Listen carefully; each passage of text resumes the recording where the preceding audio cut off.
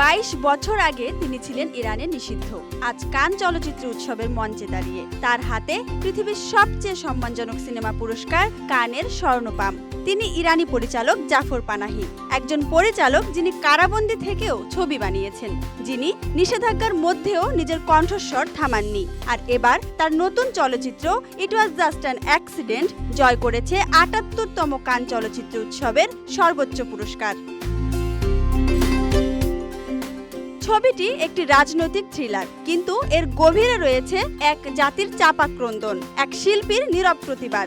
বলা যায় এটি শুধুই সিনেমা নয়, বরং এক ঘোষণাপত্র।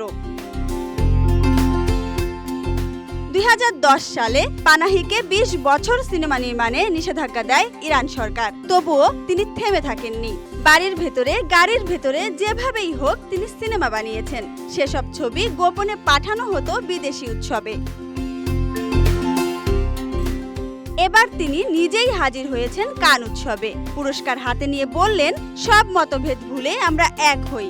এখন সবচেয়ে জরুরি আমাদের দেশের স্বাধীনতা।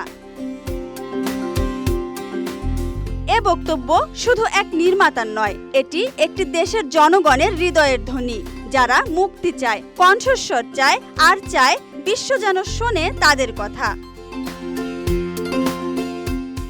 22 বছরের নীরব লড়াই শেষে পানাহির এই জয় যেন প্রমাণ করলো শিল্পকে থামানো যায় না, আর সত্য সবসময় একদিন ফিরে আসে। ৭৮তম কান উৎসবে আরও গ্রাপি পুরস্কার পেয়েছেন সেন্টিমেন্টাল ভ্যালু সিনেমার জন্য নরওয়েজিয়ান পরিচালক ইয়েকিম ট্রিয়ার। সেরা পরিচালক হয়েছেন দ্য সিক্রেট এজেন্ট সিনেমার জন্য ব্রাজিলের ক্লেবার মেন্ডোরসে ফিল। সেরা অভিনেত্রী পুরস্কার জিতেছেন ফ্রান্সের নাদিয়া মেল্লিতি। লিটল সিস্টার সিনেমার জন্য তিনি এ পুরস্কার লাভ করেন। সেরা অভিনেতা পুরস্কার পেয়েছেন ব্রাজিলের ওয়ানার মাউরা দ্য সিক্রেট এজেন্ট সিনেমার জন্য। ক্যামেরা দেওয়ার পুরস্কার জিতেছেন ইরাকের হাসান হাদি দ্য প্রেসিডেন্টস কেক সিনেমার জন্য। স্বল্পদৈর্ঘ্য চলচ্চিত্র বিভাগে সর্বোচ্চ স্বর্ণপাম পুরস্কার জিতেছেন যুদ্ধবিধ্বস্ত ফিলিস্তিনের Tawfik Barhom. I am glad you are dead now সিনেমার জন্য বারহাম এই পুরস্কার জিতেছেন।